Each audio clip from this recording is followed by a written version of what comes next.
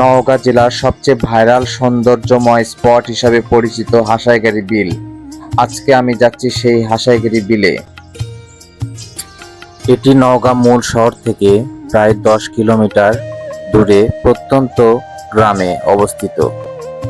দুপাশে শুধু পানি আর পানি, যা পর্যটন কেন্দ্র হিসেবে বর্তমানে পরিচিত। এখানে আসতে হলে নওগাঁ শহর থেকে 150 টাকা ভাড়া দিয়ে ইজি বাইকে করে আপনাকে এখানে আসতে হবে।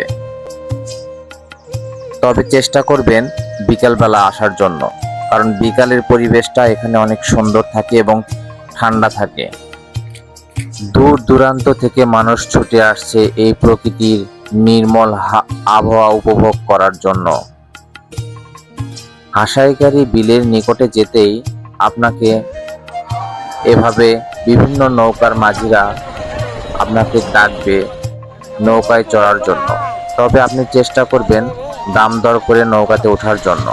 এখানকার সৌন্দর্য উপভোগ করতে চাইলে এবং প্রকৃতির নির্মল আবহাওয়া উপভোগ করতে চাইলে আপনাকে অবশ্যই নৌকাতে চড়তে হবে।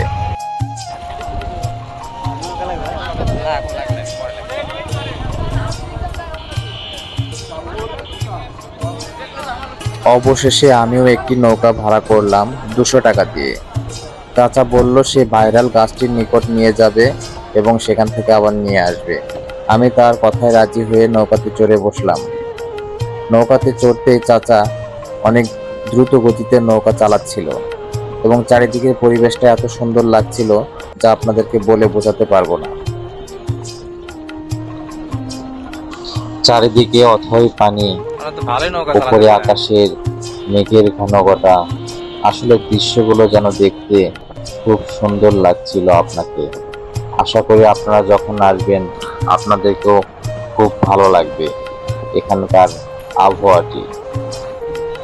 তবে এখানে যদি আপনি নৌকাতে ওঠেন, মাঝিরা আপনাকে নিয়ে যাবে সেই ভাইরাল হিজল গাছের দিকে, যে গাছের দিকে সবাই ছুটে চলছে। সে গাছের আশেপাশের পরিবেশ, চারিদিকে নির্মল পরিবেশ, চলে সেই হিজল গাছের দিকে সবাই ছুটে চলছে। কেউ বা আবার সেখান থেকে ফিরে আসছে, কেউ যাচ্ছে সেখানে। আসলে মূল আকর্ষণ ওই হিজল গাছটি। এখানে দুটি হিজল গাছ রয়েছে, একটি ছোট হিজল গাছ, একটি বড় হিজল গাছ। এই যে যেটা দেখতে পাচ্ছেন এটি ছোট হিজল গাছ। এখানেও মানুষ আসে।